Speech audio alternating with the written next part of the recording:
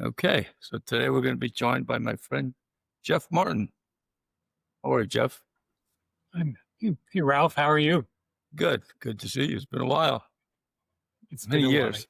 Yeah, Yeah, so long time. good. So, yeah, the reason I've invited you on is I realize that you've been researching Ben Hogan. I guess it was with the intent to write a biography, Right. and I wanted to check in with you to see how you were making out, what Okay. progress, what developments, etc. And within that conversation, I guess you mentioned a couple of topics. One of them being the infamous one iron or two iron or maybe possibly a three iron now, right? Right. So Well, let's get in. I got interested in studying Hogan, I suppose, about 10 years ago. And at some point, the Golf Channel decided to do a biography of Hogan, and I got a few seconds of airtime in it. But what uh, got me interested in the two iron was they did a little bit of a segment on the debate of whether or not Hogan was hitting the two iron in that picture or one iron. And I was a little surprised that they were going to devote much time to it because I thought it was had been pretty much settled. The story was, yes, in 5 lessons, it said it was a two iron, but that was a mistake. In fact, it was a one iron, and that was the conventional wisdom as I understood it. But to my surprise, Dan Jenkins was interviewed for part of that segment, and he said, "Oh no, it was a two iron." Ben told me it was a two iron. Ben said, "Why would I hit a one iron into that green?" And hearing that, put it in an entirely new perspective. So that's when I got interested in this particular topic, and researched it to the extent I could, starting with newspaper articles and magazine articles and books and interviewing some people, and that all culminated in a book that I finished a couple of years ago that I titled "How a Two Iron Became a One Iron." Okay, so so let's set the stage for this picture. So is this is the final hole of the Yes, 1950 U.S. Open? Is that correct? just about 75 years ago to the day. And this was Hogan's first U.S. Open after the accident. He had a terrible accident in February of 1949 where he uh, lost the ability to uh, get, he that doesn't quite right. He had a serious blood clot condition, which caused pulmonary embolism, and then pulmonary embolisms can be fatal. So, to prevent any future blood clots from getting up to his heart, a surgeon tied off the inferior vena cava, which brought blood back up to the upper body from the legs. And the downside of that was that it made the circulation very difficult, and he had a long recuperation period, and then wasn't back out playing golf until almost a year later. I returned that in January 1950. So this particular picture was the last hole in regulation at Marion in 1950, and Hogan had a three-shot lead on the back nine, and he lost all three of those shots. And so this was the last hole, and he needed a par to tie. And so this was the iron shot, the iron approach shot that he managed to get on the green and then two putt for the tie. And so it became sort of synonymous with Hogan's return and recovery because he then went on and won the playoff the next day against Lloyd Mangrum and George Fazio. And Okay. Hogan would say afterwards that this was this victory meant about the most to him of any, because it proved that he could return and win major championships. Okay, so he had already won that year. He had won. He'd won some minor events. He won the Greenbrier, which was an unofficial event, but he won it in very convincing fashion with I think a record 72 hole total, 259 or 257, something like that. And he also won a rain shortened pro-am the previous weekend, something called the National Celebrities, that was played down near Washington, D.C. He won it was a 36 hole event that was shortened to 27 holes, and he won it with a 99. And the newspapers had some fun saying Hogan was the only player to break 100 Okay, to win that so event. So he had Right. so he had won some minor events, but he hadn't won a regular PGA event, nor had he won a major. Okay. So this was still when the final round was 36 holes. His final day was 36 holes. Yes, and he finished the Oh, morning round. This is his 36th hole. Yeah, and he's dragging because the operation reduced circulation, and his legs nearly went dead on him. I think something around the 12th hole, he almost quit, but his caddy persuaded him to keep going. Okay. Now, okay, so he's dragging, obviously. Right. He's about to hit could be a long iron. Right. A long iron on his last swing. So he's got to give it his all, I imagine. Right. He's at the end of his rope, right? But at this point, Right. and Well, go ahead. Go ahead. So one of the things I find interesting with your book, right, about the shot, was the way it's very, very, very. By the way, I just want to congratulate because it's very, very well researched, and so, has corroborating evidence from different sources, including the visual, the look you gave it from Google Earth, for example, right? So you pick the distance. I've always up the impression that he was hitting into an elevated green based on the perspective. You look at it, the top of the green is over his head. In the picture. Now, when I looked at the relief, the topography, the flag is at elevation, I believe, 219, and the center of the green was at 214. So it was a down. Had it been hit from that flag, from that plaque, it would have been a downhill tee shot, a downhill approach. Exactly. Well, I went down to Marion to look at the spot, and I was out there with out on the hole with the club historian, and we were standing off to the side because a group was playing. And I looked over at where the monument was, the marker is for the shot. I saw that it was on a very slight uphill lie, and that surprised me because the New York Times reporter said that was a downhill lie, as did a local golf historian who wrote a book about golf in the area and described it as being a downhill lie. So what I did then was to go to Google Earth, and they have a function that allows you to get the elevation of any particular spot on the ground. And so I just traced a little bit further ahead and saw that the ground dropped away from him. And I got the help of a photographer from Houston named Fulp, who looked at this for me, David. And his belief is that Hogan is standing downhill a few yards from the photographer. And so the perspective that you see is from Ty Peston, the photographer, looking down at Hogan. And then that gives you the illusion that the green is above Hogan. when in fact it's was, as you said, a few feet below him. Right. Pretty good.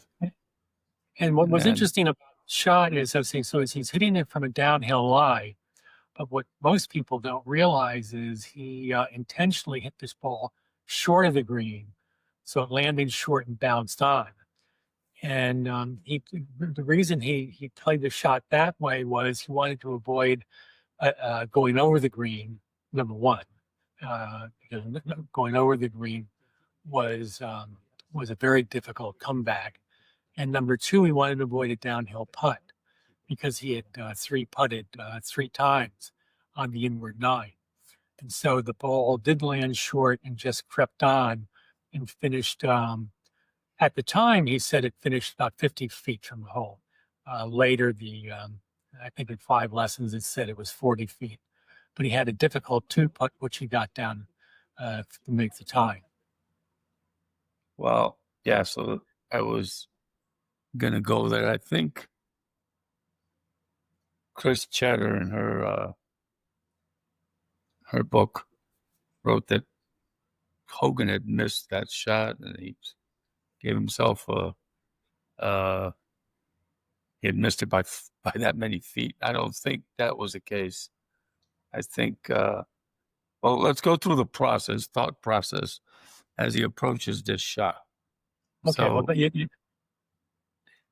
okay, but so let's say so he's got to make a par to tie, and the distance as I figured it was around 200 yards, which is what he says in 5 lessons. He says in 5 lessons it was about a 200-yard shot. The marker, on the other hand, is 213 yards. So you can see right there, there's a discrepancy of at least 10 yards. As I said, he did not want to go over. Gene Sarazen went over the green in 1934 with his approach shot, and he needed a par to tie, and he made bogey. So, and Hogan played in that tournament. And so Hogan knew that he didn't want to go over the green. And so he saw that for a shot about that 200 yards, he considered hitting what he called his skied forward. And that was a very high forward that faded. But that ran the risk of going over the green if he hit it too thin or landing short and in the bunker because the flag on the right was guarded by a bunker. And so he wanted to avoid the bunker for sure, and he wanted to avoid going over the back for sure, and trying to hit a finesse shot off a downhill lie was riskier than the alternative, which he ultimately selected, which was the full swing with an iron. right. So go ahead. I'm sorry. Well, I was just going to say that his club selection was probably based on the distance, which was about 200 yards. The actual carry, if you take the carry to the front of the green, it's only about 185 yards. So if you look at the distance of the shots that he hit in competition, where there was reporting of how far the ball went, or if you looked at the chart that was in Power Golf of how far he hit his typical iron shots, something like a 2-iron and 3-iron made a lot more sense than a 1-iron. And would it be safe to assume that given all his ailments, all the his physical conditioning at the point of this versus Power Golf, which was written pre-accident, right? I have to say he's at least a club shorter, at least, right?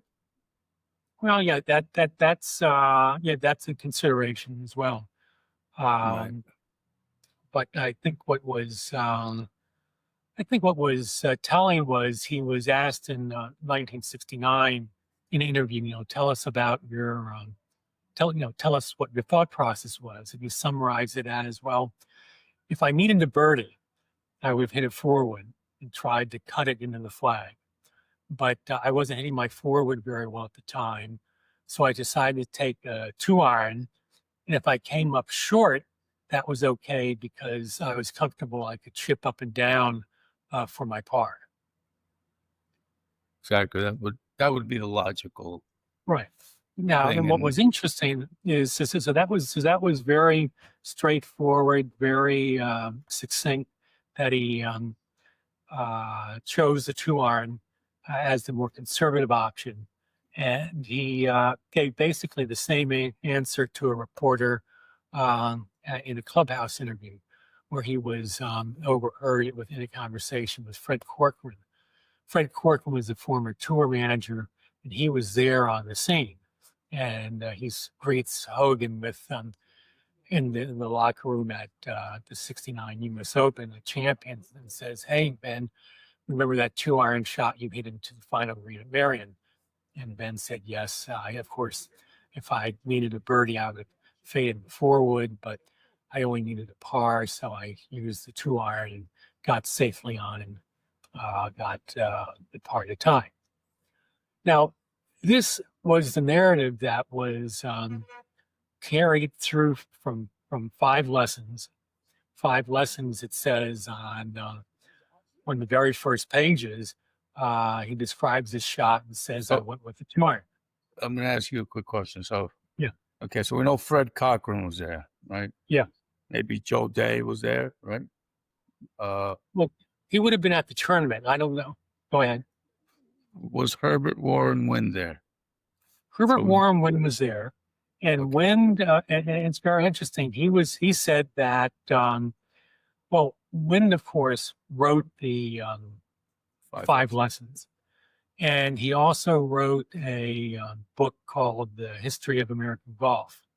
And he updated it in 1956 to include a chapter about the era of Hogan. And in that chapter, he describes this shot in detail and says, Ben went with a 2-iron. That was published in November of 1956. He was already working with Hogan on 5 lessons. And so his first chapter, the draft of the first chapter, went to Hogan with, "I selected a 2-iron." That's how it went into Sports Illustrated. That's how it then went into the book, which was published in the summer. Sports Illustrated was published in the spring. And then that's how it remained until, I guess, he updated that History of American Golf in 1975. And again, he had 2-iron. But by 1975, Hogan was saying it was a 1-iron. And he started to say it was a 1-iron beginning in 1971. And that's how people came to believe it was a 1-iron, because Hogan was saying it was a 1-iron. And Guy Yoakum finally called Herb and said, it says in 5 lessons that it's a 2-iron, but Hogan says it's a 1-iron. Can you shed any light on this? And Herb says, "Well, I can't tell you why, but Hogan did change his story. It was a 2-iron when we were there. It was a 2-iron when you hit it. It was a 2-iron in 5 lessons. He signed off on 5 lessons. Why he chose to say it was a 1-iron, I don't know. But there's no doubt that it was a 2-iron." And this phone call was recorded by Guy Yoakum and is available online if anybody wants to look it up and listen to it. And listening to Wynn, he's very emphatic. I think he's being discreet when he says he has no idea why Hogan changed the story. Well, one possibility is, well, 1-iron makes a better story, and more difficult shot. more difficult shot, particularly from a downhill lie under that much pressure. Exactly. So we're finding, or at least I'm finding, that Hogan had this way about him to play to his aura, play to the public, Yes. to make confusing statements, and then not back them up, just leave it at that and leave everybody wondering. So Yeah. we've now reached 1975, where Hogan is starting to change his story. Yes. Okay.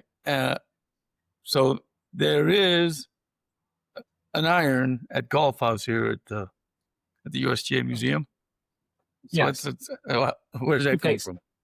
Okay. So the at the time of the tournament, Hogan in the post-round interview didn't say what club he hit into 18.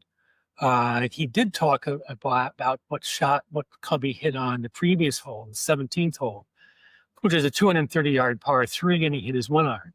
And he did talk about that shot because he thought he'd hit it perfectly, but it bounced into a back trap. And from there, he thought he hit a perfect sand shot, but it came up short. He wound up making a bogey, and that led him into a pocket. That got him into a tie at that point. He lost all of his lead, and he was very disappointed with that bogey. So he talked about hitting the one iron on 17.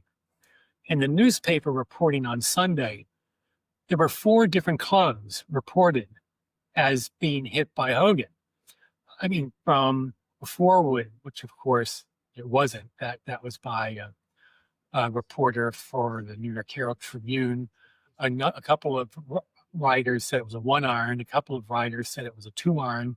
And one writer, Charles Bartlett of the Chicago Tribune, said it was a 3 iron. So there was not, there was not a total agreement on what club he hit.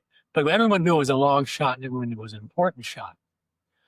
In 1966, this Fort Worth Star-Telegram writer, Jim Trinkle, writes this short little piece that appeared in his column in November of all times of year. And it basically says that Hogan hit a 1 iron for that shot, that the 1 iron was stolen shortly after that he hit the shot, and that he never carried a 1 iron since. And the piece was titled, does anyone have Hogan's 1 iron? So in 1906 was the first time it was reported that the club had been stolen. Well, if you go back to the reporting of the U.S. Open, there was no reporting that the club was stolen. And in fact, there was reporting that he used his 1 iron in the playoff. So if he had hit his 1 iron and it was stolen, he wouldn't have been able to use it in the playoff. And so that's easily contradict this little piece by Trinkle. The second part where he said Hogan had never carried a 1 iron since, well, that's contradicted by the reporting for subsequent U.S. Opens. I think the 51, the 52, and even the 53 U.S. Open, there was reporting that indicated that Hogan carried a 1 iron in those events.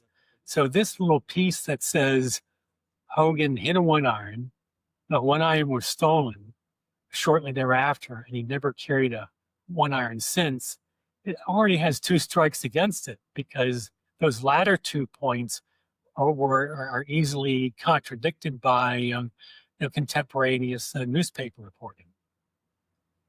Okay, so anyhow, two questions before you go forward. 14 club rule is in effect. Yes, that had been Okay. yes. So do we know what his set makeup is? Because yes, he would have had a brassy, right? Driver brassy. He carried 3 woods, driver, a 3-wooder brassy, and his 4-wood. And he decided he wanted to carry the 1 iron. And he carried the 1 iron for using the drive on short par 4s. And that's where he used it in the playoff. He used it on the 8th hole, he used it on the 11th hole. So he carried the 1 iron as a driving iron. And he decided to take out his 7 iron.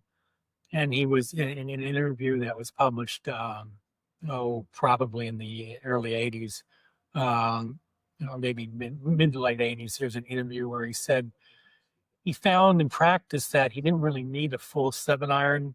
He was either a little longer than that or a little shorter than that. So he decided he could take out the 7 iron and use a 6 iron, a light 6 iron, if needed for a shot of that length. So that was his makeup, 3 woods, 1 iron through 6 iron, and then 8, 9, and then 2 wedges in his putter.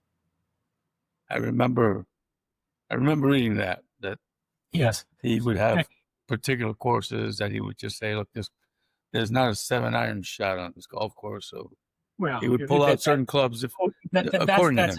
That's hyperbole. He didn't know that whether or not there'd be a 7 iron shot, depending on the conditions. But in 1951 at Oakland, he had the same. He took out his pitching wedge. He kept all the irons 1 through 9, took out the pitching wedge, and then just only used the sand wedge to include the 1 iron as set in 1951. So he used a 9 or a sand wedge, weaken the 9 or strengthen a sand wedge to make up for the gap. Okay. Exactly. So he's carrying that makeup. So he had both in the bag in 1950. He had both 1 and 2 iron. 1, 2, and 3 irons were in his bag, and a 4 wood. Yeah. Well, we can see the 2 iron. There's a photograph of Hogan in the locker room at the next event. I think the Wednesday following the playoff, and in it you can see 3 clubs. The number is on 3 clubs, and one of them is 2 iron. And there's also, I think you can see the 4 iron and the 6 iron. So he did carry to tournaments, more than the 14 clubs. But then, as you said, he would maybe mix and match to suit the course conditions. Okay, so if the 2 iron was there on Wednesday of the following tournament, then it wasn't stolen. That's correct. That's correct. 2 iron wasn't stolen, and we know the 1 iron wasn't stolen because he used it in the playoff. Now, some people say, and this is where some people take liberties. They say, well, Hogan must have been mistaken. He must have the 1 iron must have been stolen after the playoff. But if you go back and you read what Hogan says, Hogan was very clear when he said it was stolen. It was stolen right after he hit the shot. In some versions, it's before he gets to the green. In other versions, it's between the green and the clubhouse. And so he's being very precise about when that club was stolen. But we know it wasn't stolen. He also says his shoes were stolen. But again, there's no reporting that his shoes were stolen from his locker. Now, can you imagine? Hogan gets to the locker room the day of the playoff. He opens his locker, discovers his shoes are stolen. Can you imagine that there wouldn't have been a minor uproar? And so did he bring his spare set of shoes with him? Did someone have to go back to the hotel and get another set of shoes? So those 2 elements are, if you step back, they seem to be embellishments to make the 1 iron story even better. Okay. Yeah. So stolen shoes maybe come from Jim Thorpe's shoes were stolen prior to he stole his shoes, and he had somebody loaned him a pair that were 2 sizes too small, and he still blew away the field in the 100-yard dash. So it's the thing is, Paul Bunyan. The thing is, Hogan wore white shoes every day of the tournament that I can see. So he either had more than 1 pair of white shoes, or he wore the same pair every day. Okay, so now let's try to put the timeline together. Okay, so let me help. Herbert Ward, Fred Cochran, and Dan Jenkins are all at the event. Well, Jenkins wasn't. Wasn't. Okay. Yeah. Again, sorry. But he said that in later conversations, Hogan told him he hit a 2 iron, and this is what was interesting. So, Trinkle writes this thing in '66 saying it was a 1 iron. and it was stolen, and he's never carried one since. Hogan is interviewed at the '69 U.S. Open. He stays with the 2-iron story, doesn't say anything about a club being stolen, doesn't say anything about shoes being stolen. In 1971, there is the U.S. Open program has an article by Jim Trinkle of the Fort Worth Star-Telegram, and he quotes Hogan saying the same story, except he substitutes 1-iron for 2-iron. It's if I needed a birdie, I would have tried to fade a forward, but I decided to go for the green safely with the 1-iron to get my par. And so he adopted the 1-iron version in '71, and then in subsequent correspondence, for example, the President of Marion wrote him a letter and said, "We have conflicting reports that you hit a 2-iron or a 1-iron. What did you hit?"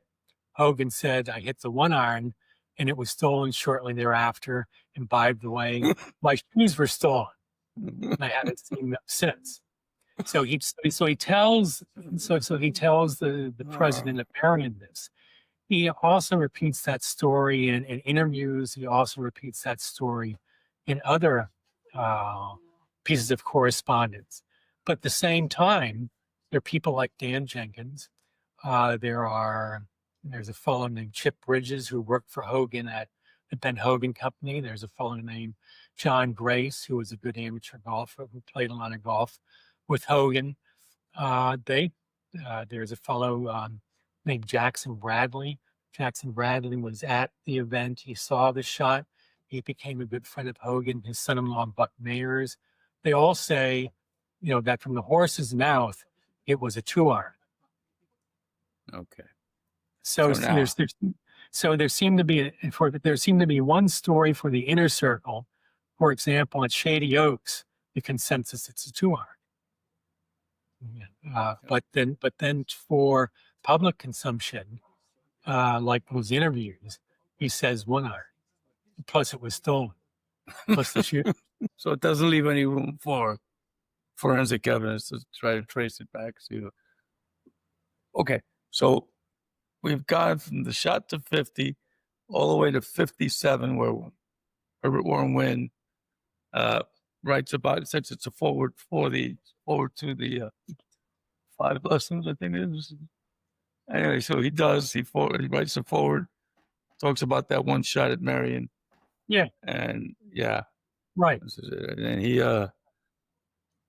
and so let's go back. So what was no one really cross-examined Hogan on this. They kind of let him off the hook. Because if he was asked, so people would inevitably ask him, well, if it's a 1-iron, why does it say 2-iron in 5 lessons? And his response was, well, it was a typo. And so, okay, so it was a typo. How did it happen? And Hogan says, well, the only way I think it could have happened was someone changed the transcript after I signed off on it. He said, the transcript I read said 1-iron, and somehow it became 2-iron. And so, and then the next question was, well, why didn't you have it changed? And then it was sort of the flippant response of, well, I didn't think it was that important. Well, let's go back and let's look at what the historical record says. So when was Wynn writes in November '56 that it's a 2-iron in a chapter that he added to his book called The Age of Hogan. You would have to believe that Hogan saw that chapter. So you'd have to believe that Hogan got a copy of the new edition and read the chapter that said he used a 2-iron. So he should have known in November of '56 that Wynn believed it was a 2-iron. Also, at Golf House, there is drafts of the magazine series, and the first article has in the very first page, I selected a 2-iron, and we have Hogan's copy of those drafts, And they even have some minor edits on the page that Hogan made. So we know that Hogan signed off on a draft that said 2-iron. 2-iron is what went into the first issue of this 5-part series in Sports Illustrated. That the 5-part series was then reformatted into that book that you just showed us. That book was published in July. So Hogan, before that book was published, Hogan had a chance to say, no, it's not a 2-iron, it's a 1-iron. He didn't do that. And then again in August, the 5-part series was summarized for the international edition of Life magazine, and it said 2-iron. So if it was really a 1-iron, he had all these opportunities to spot it and say, Herb, you adult, it was a 1-iron, but he never did that. He never, so he never confronted Herb with the fact that this was supposedly a mistake. Wow. And of course, for him to say he didn't think it was that big a deal, that's why he never had it changed. Well, that doesn't hold water either. We know that he was absolutely meticulous and a perfectionist, particularly when it came to his clubs. And there is one anecdote that showed how far he'd go. The director of the movie Follow the Sun said that there is a scene in the movie that was set in the early 1940s, and Hogan stopped filming saying, those weren't the clubs I was using in the early 1940s. And so they stopped production until they could find a set of the clubs that he was used at that time, and they lost the light. They had to resume filming the next day. So, and Landfill, the director, said, well, you can't even tell what clubs they are in this shot. Hogan didn't care. He wasn't going to have a different set of clubs appear in the movie. And that kind of gets to the next point, which you already raised, which is the USGA has a club that they believe is a 1-iron. Well, is a 1-iron, and that they believe was a 1-iron that was the club that was used in that shot. And the reason they believe that is simple. Hogan sent it to them and said, this was the 1-iron that I used for that shot. Now, what's interesting about this particular club is it's very beat up. And number one, so far more beat up than any of the clubs that you see in Hogan's bag in tournaments. If you could find press photographs of Hogan's bags in tournaments, the clubs are pristine. So whoever had this club, really beat the tar out of it, and to a degree that it isn't really visible in other sets of clubs that Hogan used. So I have a question while you're on there. Yeah. The irons, his clubs would have been in 1950 McGregor's. That's right? correct. Yes. What year did he found the Ben Hogan Company? What was that? What year did he launch the Ben Hogan Company? 54. Right. 54. Okay, so he might have. I'm sure that by 54 he was playing his irons. I'm not sure how. Yeah, probably. Maybe right. He would probably be playing his irons. So I don't know. okay, so wear and tear over 4 years, 3 years would it bring about that much? Well, there's a fellow named John Wayne Carlson who's really researched Hogan's clubs to very, very great degree, both at the Ben Hogan Company and at McGregor. And Hogan had new sets made regularly. And That's you what I can was tell from press photographs that the clubs that he was using at the LA Open were a different model than the clubs that he was using at Variant. So he wasn't keeping his gamers that long. And at the USGA, there's a set of clubs that he used in 1953. And you can tell from press photographs that those were the clubs he was using at Carnoustie. They look almost brand new. And there's no club that has the wear and tear on it that this 1-iron has. So you have to ask yourself, if this was a stolen club, and this is a stolen club out of Hogan's tournament bag, and that was the subject of one of the most famous photographs in golf history, or maybe sports history, would you bang it up? Would you go to the driving range and hit balls with this club, or would you have it on your mantle, or would you have it locked in a vault? So the story that a guy named Farino, who found the club, he said that somebody showed up at with a bag of clubs that were McGregor's Ben Hogan models, and mixed in was this one iron, which was a Ben Hogan personal model, and the personal model was the one that was one that was made for a tour player, and he decided that perhaps this was the famous one iron, and through yeah eventually through Lanny Watkins, the club got to Hogan. And Hogan said, eventually he said, yes, this is the one iron that I used. But it doesn't match the clubs that were in his bag, because as I mentioned earlier, you can see the clubs that he was using the week following the U.S. Open.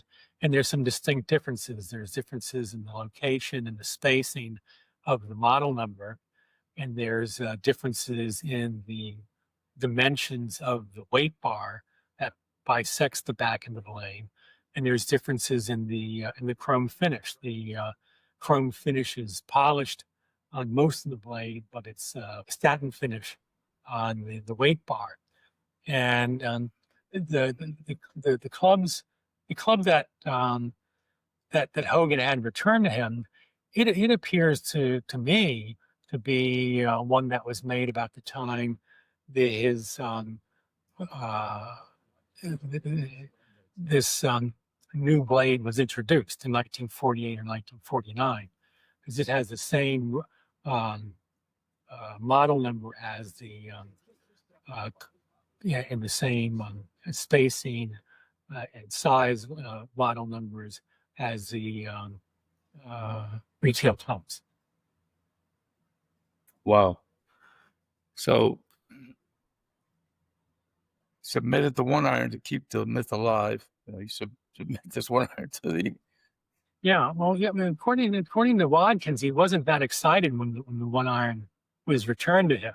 He says that, oh yeah, this is nice to have this club back, and put it aside and went back to what he was doing. It was only later that it was, oh, this is the club that I used, and he sent it off to Golf House. So that club is still sitting in Golf House. That's the club that Bob Farino found, that made its way to Lanny Watkins, to Hogan, eventually made its way to Golf House, and they sell a lot of those pictures behind you, saying the famous one iron shot, and they like to show people, here's the one iron, and okay, all right. So now, in conjunction with this discussion we're having, there is an ebook available free of charge, correct? Or for what's this? Downloadable ebook in My book? conjunction to what we're talking about. Yeah. You have a downloadable ebook available. Yeah, that's correct. Okay. So if somebody wanted to get into the nitty-gritty, they could follow along. There's pictures, graphics, and the whole 9 yards. I was very impressed, by the way, with your research on that topic. Yeah, well, it's over 90 pages, and 90 pages for one shot is more than most people would expect to find. Very thorough investigation. Wow. So, Jeff, it was a pleasure talking, and we will follow up with another chapter in the near future. Yes. I'd like to talk about 1945, for example. We could talk about Hogan's.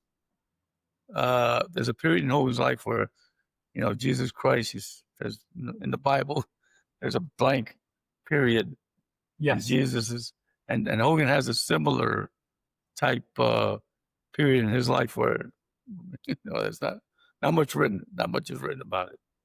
Well, You know, and there's another club that's worth having a discussion about, which was the driver that Byron Nelson gave him and the impact that had on his career. So that's an interesting topic for conversation as well. yeah, that's the driver that he took from Nelson basically. He never returned it, and he Well, it liked the was given. weight. It was Right? given to him. Okay. Nelson said he didn't like it. He had two brand Oh, new ones.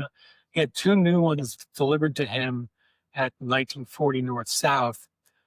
Hogan had been a perennial runner-up at that point. He'd been on tour since mid 1937, had a lot of second place finishes, but couldn't win, and he had a little bit of trouble over drawing his drives.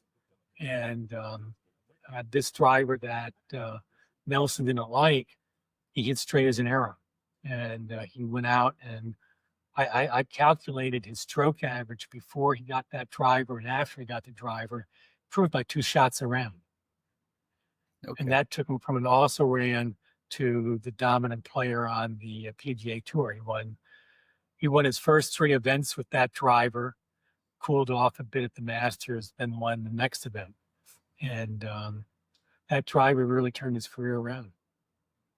Well, those are the kind of details that make another 45 page Right. ebook.